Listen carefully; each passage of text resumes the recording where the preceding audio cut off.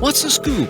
Taking it all across the world. We're going into Dr. J's Black Book. It's that time. Dr. J the counselor with his featured guest from his Black Book. You're going to know this great gentleman, man. It really needs no introduction.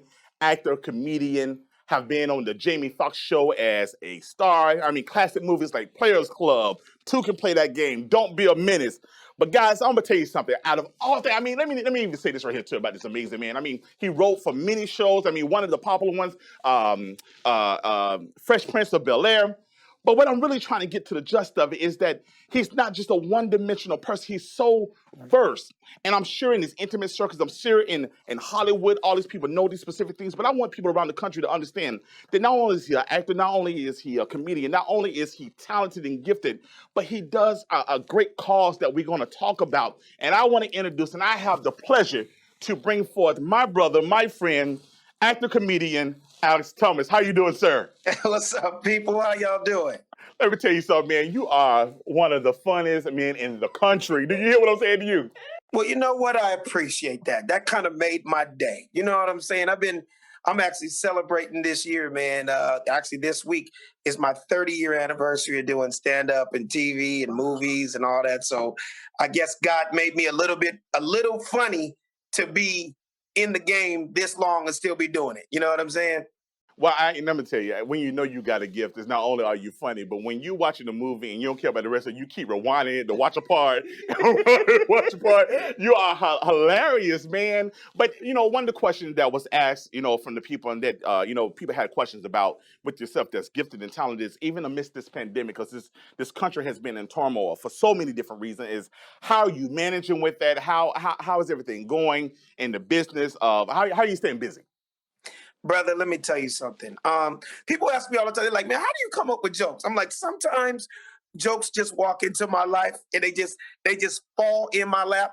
And sometimes I'll hear some people say things and I'm like, okay, he's not a comedian, so he was dead serious when he said that, but he doesn't know how funny that is. I was in a studio doing a sketch on somebody's album and the dude was trying to download something on the computer, right?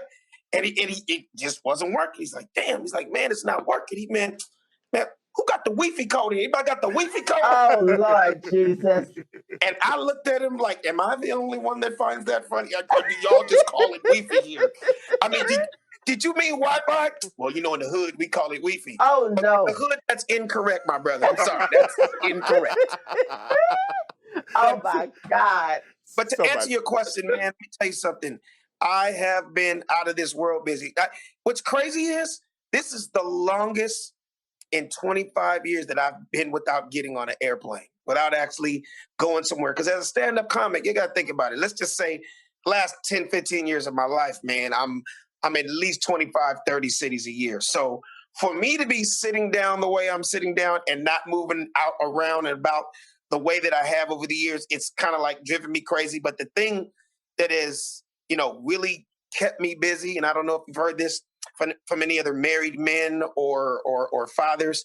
Man, I got a 5-year-old daughter. I got a 3-year-old son, and I have a 7-month-old son. Let me tell you something.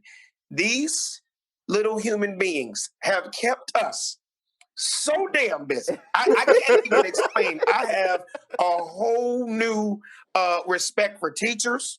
Okay, because daddy and mommy have had to be everything from algebra teacher to PE to to Spanish. Like I feel like I'm in 3rd grade again. You know what I mean? And I was in that a long, long time ago, right? So that's really kept me busy. And another thing that kept me busy, man, is just me, my health, right? So it really messed me up, man, when we lost Chadwick Boseman, right? It really messed me up during the pandemic when we lost him, and we lost him to colon cancer. And it just happened to be the week that he died of colon cancer was the week I was scheduled to go get my prostate checked. Right? Wow. So I was so nervous. I was so scared after all that happened. I went and got my colon, a colonoscopy. I went and got a prostate check, and I got a colonic. like in that order, okay? I was like, yo, I'm not gonna be like a lot of young black men out there that are afraid to go to doctors or they wait till it's too late. You know what I mean? I was that dude. Like, I'm just gonna be. I put it this way: I'm from South Central LA. Okay, I know a lot of those gangsters, a lot of thugs, and brothers don't. You know, black men, they don't go to doctors. Only time black men go to doctors is if they got to get a root canal or if they get shot. You know what I mean? That ain't gonna be me.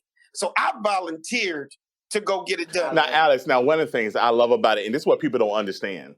You know what I mean? They're probably wondering, man, comedian actor, oh, he's just being funny, or why is he talking about that? What people probably don't know about him and all his gifts and talents.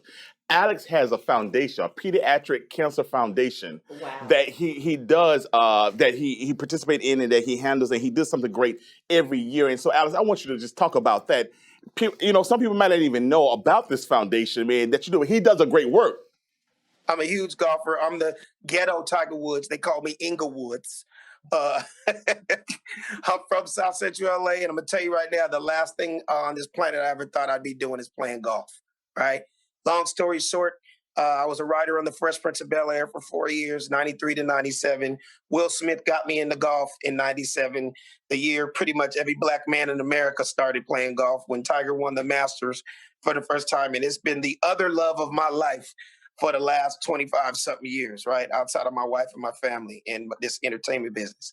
But I was hosting a lot of people's golf tournaments all over the country, all these foundations and all these different causes, whether it was sickle cell or whether it was autism or whatever it was, right?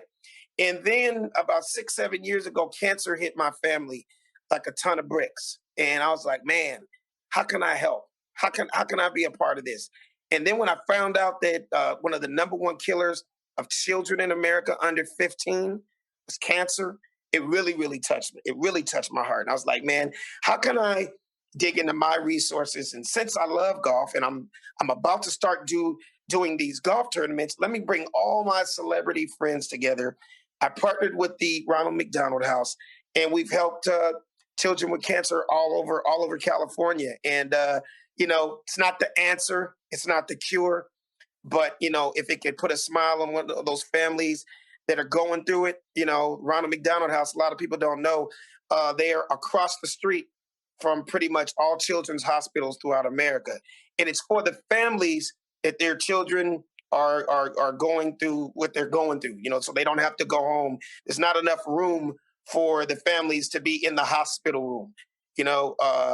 So what happens is, you know, we provide food for the family. We'll provide clothing for the family. You know, I'll go in there and make the young patient laugh and smile. You know, he's been going through chemo for 4 months now, and he hasn't smiled in 3 weeks. So that kind of stuff, it kind of brightens up your day, and everybody just gives back. And then, you know, at the end of the day, we raise a lot of money and help out the foundation.